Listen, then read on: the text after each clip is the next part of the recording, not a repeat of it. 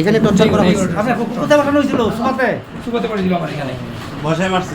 বসে আমাদের এখানে অনেকদিন যাবৎ বড়ি ব্যবসা, নারীর ব্যবসা সব কিছু চলে। এই কারণে আমরা এলাকাবাসী অনেক উত্তপ্ত। আর হচ্ছে আমরা এলাকাবাসীর মধ্যে সবাই জানাইছি, পাই নাই খবর, তাদেরকে পাই নাই আর কি।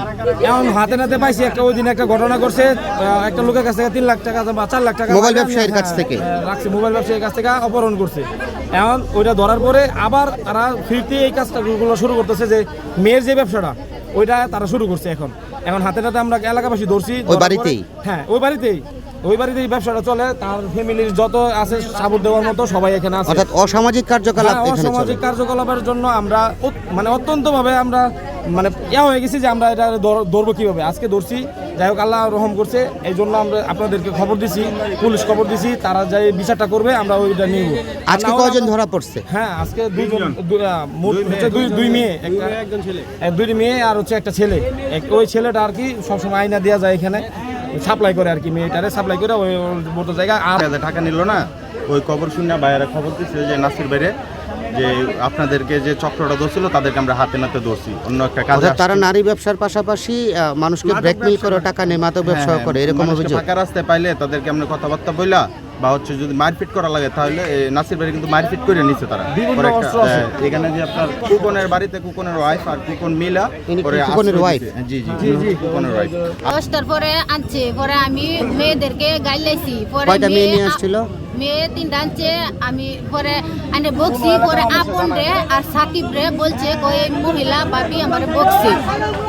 আপনার বাড়িতে এরকম অসামাজিক কার্যকলাপ হয়, এটা আপনারা জানেন না? বকছি, পরে বহার সাথে সাথে কে করে এই ব্যবসাটা? কে করে?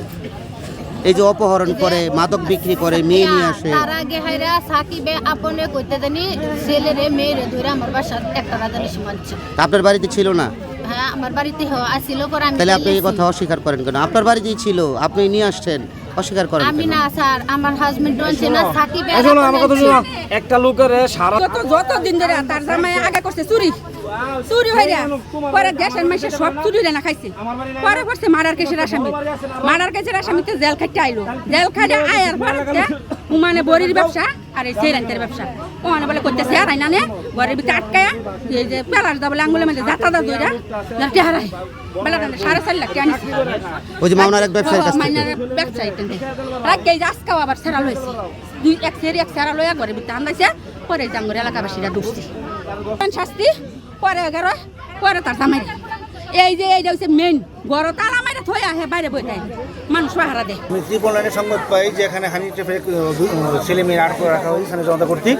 সেই সংবাদ পাই আমি এখানে আসি, এসে তাদেরকে জনগণ কর্তৃক ধৃত অবস্থায় পাই।